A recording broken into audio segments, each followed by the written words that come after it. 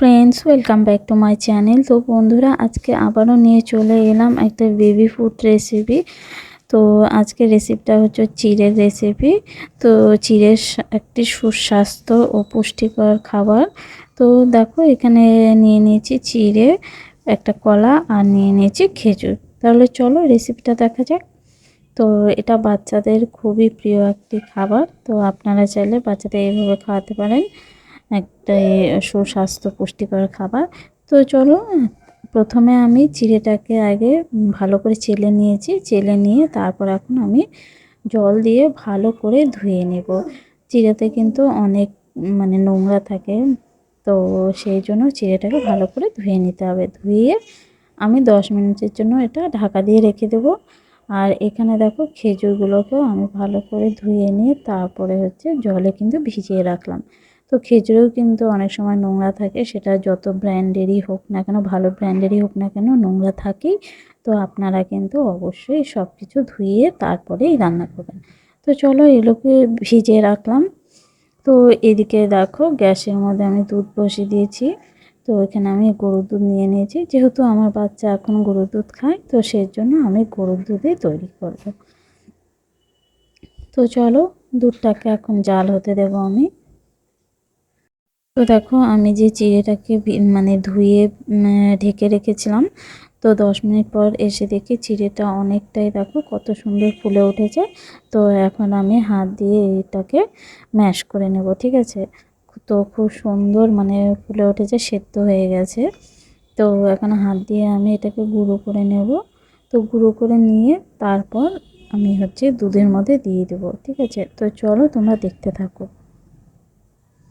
তো তার আগে বলি বন্ধুরা, আমার চ্যানেলটিতে যারা যারা নতুন আছো, তারা তারা অবশ্যই আমার চ্যানেলটিকে সাবস্ক্রাইব করে রেখো, আর লাইক কমেন্ট শেয়ার অবশ্যই করে দিও, ঠিক আছে।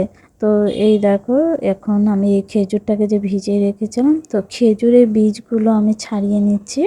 তো খেজুরের বীজগুলো ছাড়িয়ে নিয়ে আমি এখন খেজুরটাকেও কিন্তু ভালো করে চটকে নেব। চটকে নিয়ে খেজুরের পাল্পটা বের করব, ঠিক আছে। তো চলো।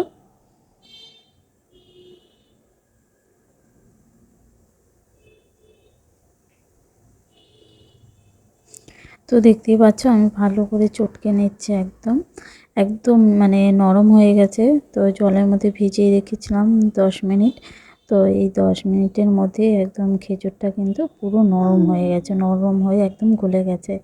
তো তোমরা তো দেখতেই পারছো। আর খেজুরটা চটকে নিয়ে খেজুরের খোসাটা কিন্তু আমি ফেলে দেব, কারণ বাচ্চাদের গলায় আটকে যাওয়ার সম্ভাবনা থাকতে পারে। তো সেই জন্য আমি খেজুরের যে উপরে খোসাটা আছে, তো আমি ওটা কিন্তু হাত দিয়ে ছেঁকে ফেলে দেব, ঠিক আছে। তো তোমরাও কিন্তু অবশ্যই এটা করো, নাহলে বাচ্চাদের খাওয়াতে গেলে না, গলায় যদি আটকে যায়, তাহলে কিন্তু একটা বিপদ হয়ে যেতে পারে। তো দেখতেই পাচ্ছ কত সুন্দরভাবে খোসাটা কিন্তু উঠে গেছে, ঠিক আছে। তো এইভাবেই কিন্তু তোমরাও করবে।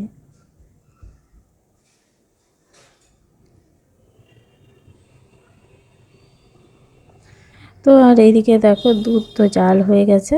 এখন আমি এর মধ্যে কিন্তু আমি যে চিড়েটা হাত দিয়ে ম্যাশ করে নিয়েছি, এখন এর মধ্যে আমি দিয়ে দেব। তো এর মধ্যে এখন দুধের মধ্যে দিয়ে আমি কিন্তু এটাকে ভালো করে নেড়ে চেড়ে নেব। ভালো করে যদি না নাড়াচাড়া করা হয়, তাহলে কিন্তু দলা বেঁধে যাবে, ঠিক আছে। তো দিয়েই আমি দেখো ভালো করে এই চামচটা দিয়ে কিন্তু নেড়ে দিচ্ছি।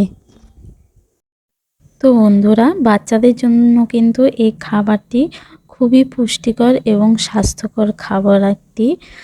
তো আর চিড়ে তো তোমরা জানোই, তো কোষ্ঠকাঠিন্য সারাতে সাহায্য করে। তো তোমরা কিন্তু চাইলে তোমাদের বাচ্চাদের এইভাবে চিড়ে রান্না করে খাওয়াবে, দেখবে খুবই ভালো ফল পাবে। তো আমার বাচ্চাকে কিন্তু আমি এইভাবেই খাবার খাওয়াই, ঠিক আছে। চিড়েটা আমি এইভাবেই খাওয়াই। তো তোমরাও কিন্তু তোমাদের বাচ্চাদের এইভাবে করে খাওয়াতে পারো, ঠিক আছে। আর এটি খেতেও কিন্তু খুব সুস্বাদু। আমিও নিজে খেয়ে দেখেছিলাম, কারণ আমি যে কোনো খাবার বাচ্চাকে দেওয়ার আগে আমি কিন্তু আগে নিজে ট্রাই করে দেখি, নিজে খেয়ে দেখি যে কেমন হয়েছে। তো আমি নিজে খেয়ে দেখেছিলাম, এত স্বাদ, মানে এত টেস্টি খাবারটা কি বলবো। তো তোমরা এইভাবে তোমাদের বাচ্চাদের করে খাওয়াবে, তো নিজেরা আগে খেয়ে দেখবে কেমন হয়েছে। আমি বলছি খুবই মানে টেস্টফুল খাবার এটা।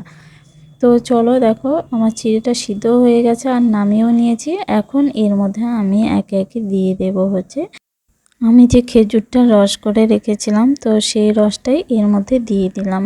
ঠিক আছে, তো এখন এর মধ্যে আমি কলাটাও দিয়ে দিচ্ছি। কলাটাকেও আমি ম্যাশ করে রেখেছিলাম, তো কলাটাও এর মধ্যে দিয়ে দিলাম। তো তোমরা চাইলে কিন্তু এর মধ্যে ড্রাই ফ্রুটসের গুঁড়ো কিন্তু দিয়ে দিতে পারো। ঠিক আছে, তো আমি দিলাম না, কারণ আমি আমার বাচ্চাকে সকালেই খাইয়ে দিয়েছি। তো ড্রাই ফ্রুটস তো বেশি খাওয়া ভালো না, তো একবারই খাবে।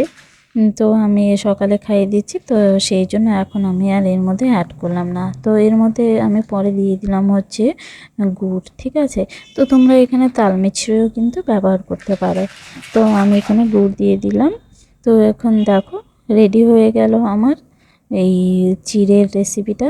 তো তোমাদের কেমন লাগলো অবশ্যই কিন্তু কমেন্ট করে জানিও।